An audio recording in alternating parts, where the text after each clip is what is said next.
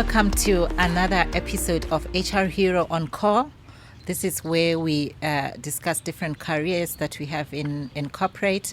Today I'm having a career conversation with John Monaheng. John Monaheng is an electrical technician. He's also an entrepreneur. Welcome, John. Welcome, my sister. John, so let's break the ice and check the temperature. If you were to describe how you're feeling today using weather conditions, how are you? I think I will say a little bit of windy and sun, as it's sunshine today. Windy and sunny. Yes. Why windy and sunny? It's a little bit of windy because wind always represents some storms, some challenges in life. Yes. That you go through. But in the midst of the wind, you know that there will always be a sunshine. So the sunshine also represents the positive side of it, that after the storms, there will always be a sunshine, there will always be a positive, there will always be something good to look for. The sun will always shine. Yeah. Thank you for saying that. If you were to describe yourself, John, as an animal, which animal would you be and why? I think I'll go for an eagle. Eagle? Yeah. Interesting. Yeah, because an eagle, it represents mostly leadership. There's a lot of leadership qualities that you can derive from the eagle. Yes. Number one, if you check an eagle, it have got a range of vision. Yes. It flies high, but it can be able to spot the prey in a far distance. Yeah. So it doesn't fly with the chickens. Yeah. So like in leadership, you need a vision. Yes. To be able to see for tomorrow, to see far. So that's why I'm saying it's able to see far. Number two, eagle is able to fly above the storm. Yes. Yes. So if there are challenges in life, the eagle, it always represents those that it can fly above those challenges. And also in conjunction with that, eagle, it can, to get a momentum or a speed, it does not fly opposite the storm, but it flows along the storm. Oh, so wow. Basically, it shows that it is not actually afraid of the challenges or the storm. It flies along with, so it gives it that momentum. It goes through the storms. Yes. Yeah. And then lastly, eagle is very protective. Yeah. Especially for its chicks, the female ones. Yes. So in leadership, you need to protect the people that are around you. Yes. If you are an employer, you need to be protective of your employees. If you are a supervisor, you're a manager, you need to be protective of the people that you work with, your colleagues. Yes. So that is why I'm saying the eagle is like that. So I like the eagle in that sense. Wow, that's so profound. Yeah, I know eagle doesn't fly with the chickens. Yes, it doesn't. and eagle, it most of the time it flies alone. It flies alone, hey? Yes. Yeah. Because sometimes in life, crowd can suffocate you. Yeah. Or suffocate your vision. Yeah, sometimes you won't be able to take Yes. off. So in strategic planning, we call it a foresight. Correct. Yeah. Correct. That's what it is. Okay, Yes. thank you for saying that. So, excuse me. Every morning when you wake up, what is the first thing that you tell yourself before you start your day? This is the day that the Lord has made. This is the day that the Lord has made. And I'll be glad in it. And I'll be glad in it. And be rejoicing. Wow. Okay. Thanks. So you're being thankful to God for a new day. And also looking forward to say that because I know He's an Alpha and Omega. Yes. You don't know what is ahead of you.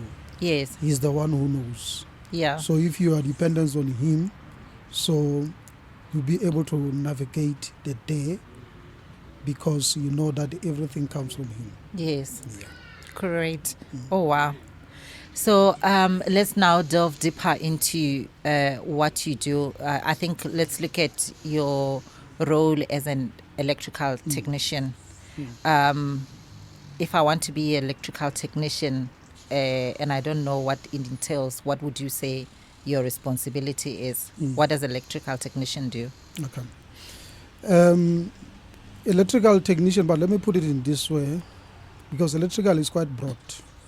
But what I like about electrical, it have got many segments into it. You can start from small as before a technician can start as an artisan. Artisan. Yes. From artisan, you can become a technician. From a technician, you become a senior technician. From there, you become an engineer. Yes. So maybe looking into your question in particular, I'll say the requirements to be a technician. Of course, you've got to have a grade 12.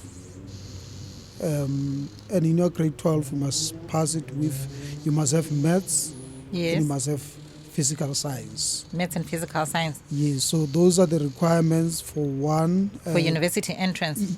Not university Or technical as such. Okay. I mean technical as such. Okay, now they call it what do they call University of Technology. University of Technology. Yes. So, of which the requirements in terms of the symbol is D, but now when you want to go to university, it changes because you need to have exemptions. Yeah.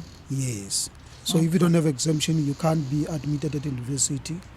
But if you have your D or your E, which is your 40%, I mean your 50%, you can be admitted to be a technician or to study towards a technician. Yeah. But even though I say so, it does not restrict you to study there, because one can start from a lower level as on the N stream, which is your national N1, your N1, your N2, N3, N4, Okay. N5.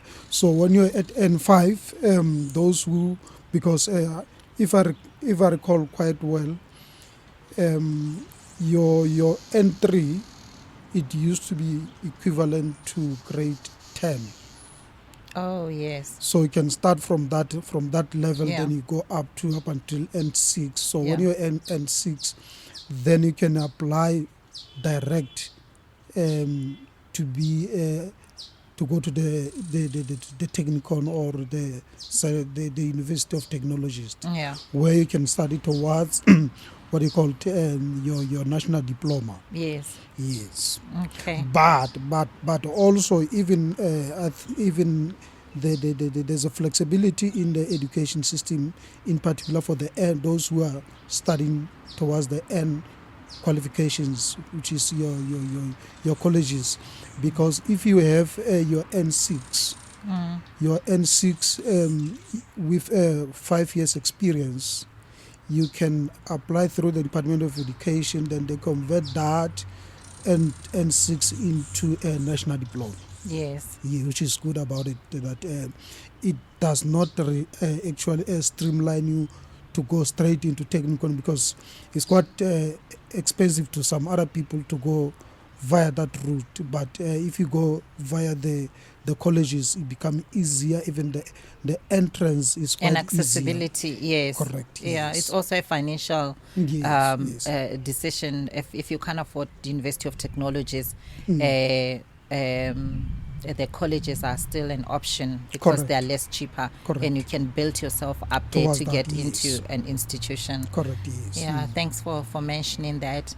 So when you're now in a workplace, what do you do as an electrical technician? Now you're qualified. What do you do? Okay. As a technician, You don't sit in the office and wear suits like this. no, unfortunately not, because you require a hands-on. Our field, even if you're an engineer, our field is quite a hands-on kind of qualification. You can be an engineer, but at some point in time, you're required to put an overall and the safety boots and go and work into the field. Yes, because you can't show people for something that you do not experience or you're not part of it. Yes. So in a nutshell, as a technician, you're responsible for day-to-day maintenance. Let's say, for instance, you work in a plant. So so there's a so let's break it into two. There's a light current and then there's a heavy current. Correct, yes. Yeah, okay. Yes, okay. I'll come into the different streams of it, of light current and heavy current. Yes. Let me just narrate this one in a nutshell. Okay. Your responsibility as a technician, because they will be the same whether you are a light current or a heavy current. Oh, I see. Yes. Okay. So as a technician, your responsibility is a day-to-day of making sure that the production or the systems are working. Yes. So basically, if there's a fault on the system, it's your responsibility as a technician to go and identify the fault and then fix the fault. Yes. And then if there's a work that need to be performed, it's your responsibility as a technician to make sure that that work is performed or is being done in the utmost best way, and also in a way that the safety is not hampered, because you're not only involved into fixing, but also the safety part of it is very paramount as a technician, to make sure that the people around you are safe, and also you are making sure that the machines or the machinery that you're working with, they're working to the ultimate best. Yes. Yes. Then you asked the question about in terms of the streams. Yes, there are two streams in electrical. You've got a light current and you've got heavy current. Yes. So in the light current, those are the people who work with low voltages. Yes. We call it low voltages below 1,000 volts. So for a layman's understanding, these are the electrical technicians that can work in our houses and fix the globes, and is that the low voltage kind of work? Not necessarily so, but yes also. But it's people that work with telecommunication staff. Oh, okay. Yes, your telecommunication, your people who can work for Telkoms. Yes. People who can work for in an IT department, but as a technicians, mostly they study what do you call it, a low current. Yes. Yes. Then your heavy current is something that those who deal with the high voltages. Yes. Those who work at the ESCOM, on the high ESCOM lines. The big machines. On the work on the transformers, like I'm saying, in anything that is from 1,000 volts up until over 132 kilovolts. Yes. I mean kV. Yes. Yes. Those are the streams that one can follow, but also the requirements are the same also. The responsibilities are the same. It's only the sectors that do differ. Yes. Yes. Okay, interesting. So do people specialize when they qualify, or you can go study electrical engineering and say light current, electrical engineering, heavy current, or you just doing everything and then you decide where you want to work? Okay, good question. Electrical, like I said, is very, very, it's a world in its own. Yes. It's very broad. I have, I think, over 30 years or 35 experience in electrical, but there are some of the field that are still new. Yes. With me. In the university or in the technical or in the college, it's quite broad. You study almost everything, but you are not a specialist. They just give you a hint of what you can do. For instance, in electrical, one can specialize as a cable specialist only. Yes. One can specialize only on the transformers. Okay. What does a cable specialist do? And You only do the cable installations, cable testing, and then your work is only to deal with cables. Anything that have to do with cables, the characteristics of it, and how do you identify the cables, the different sizes of the cables. Yes, one can be a specialist in a household where you deal with installations of household issues only. You can specialize on that, and you also even can get even a wireman's license towards the house installations only. Oh, wireman's license. Yes. Okay. And then, of course, as one can also specialize in the telecommunication, specializing only on the satellites. Satellites. Okay. Yes. And maintenance too, right? Yes, it's maintenance too. Yes. So electrical is very broad because there is many components when you are in, and of course one can also, because PV, which is your solar system, is part of it also. You can specialize on it, which is on my latter part of my career, I was specializing on the solar systems. On a solar system, okay. Particularly on the PV, which is the sun, not the wind. Yes. Because one can also specialize on the wind part, one can specialize on the sunshine part of it, and one can specialize also on the CP side of it. Interesting. Yes. Okay. So what are some of the challenges that you faced in that space, and what were also the happy moments, if you were to share? Sure. Yeah, that's a quite one. You didn't burn. You're still alive. Let me be practical with you. Yes. There are a lot of challenges. Like I said, as a technician, safety is part of it. Yes. So if safety is not adhered to, it's one of those challenges that, in my experience, I came across that. Yes. I remember when I was still a technician, I was responsible for the machines, fixing the machines in an industry, and unfortunately, because safety was poor, so I became the culprit, or I became the victim, where I lost my 2 fingers as a result of the poor safety on that. So, can you see that? So it's one of those challenges that you go through. Yes. In it, and of course, other issues. As I'm sitting here, I've got one guy who's in the coma in the hospital as we speak. We're working at City Power. He was hit by electricity. Oh no! In the substation, the whole body was burnt. Oh no! And the hand had to be amputated. Oh no! So those are the challenges, and whenever you go there, we always tell you that here you sign a death warrant. It comes with the because job. You can die anytime. Yeah. Unfortunately, because that's why we said in electricity, you can't see it, you can't smell it, you can't feel it. But the repercussion. But it's there. Will be seen. Yeah. If you do not follow the right steps of it. Yeah.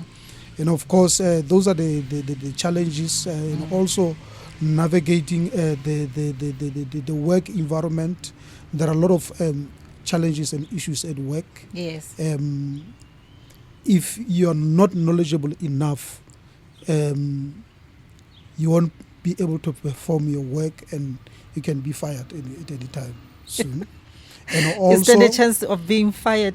Yeah. There's a lot. Because, there's a lot. Yeah, because remember, also you deal with the production. Yes. If for instance, you are given to fix this machine within an hour, and this machine is not fixed within that time. Remember the production now, there's no production. So it means the company is suffering. Yes. So then what happened? You can And be if the fined. company is suffering, we get rid of you. Yeah. You can see also, maybe you can see during the time that we came in load shedding. Yes. Many people have lost jobs during the load shedding because people did not adhere to the standard. Yes. Hence, we had a lot of load shedding. Oh, wow. And many people have lost their jobs. Many companies have closed down as a result of that. So there are many challenges in this sector of ours. So there's good things about it. The positives, of course, making more money, but equally so, then there's negatives of burning yourself, losing fingers like this. But Yes. If you look at it in totality, it's a rewarding career. It is. It is. I always said in electrical, you cannot sleep empty-handed Yes. because somebody, the stove is not working. We need electrical. Yeah, you need an electrical guy quickly to come and fix the stove. Yes. You can come and do that. The light is not working somewhere. You go and fix the light. And Quickly those are making things big money. over and above your Yes. So day-to-day. as electrical person, I always say the sky is not limit. There's There's no much limit. that you can there's much that you can do, and if you're clever enough and you're capacitated in terms of knowledge, there's much that you can do, and you cannot sleep with an empty stomach. Oh, wow. Yes, the opportunities are many. Yes, Yeah. like I said, it's a sector that is very broad, so there's a lot of opportunities. Yes. Yes, that one can specialize, one can do. Yes. You can move across.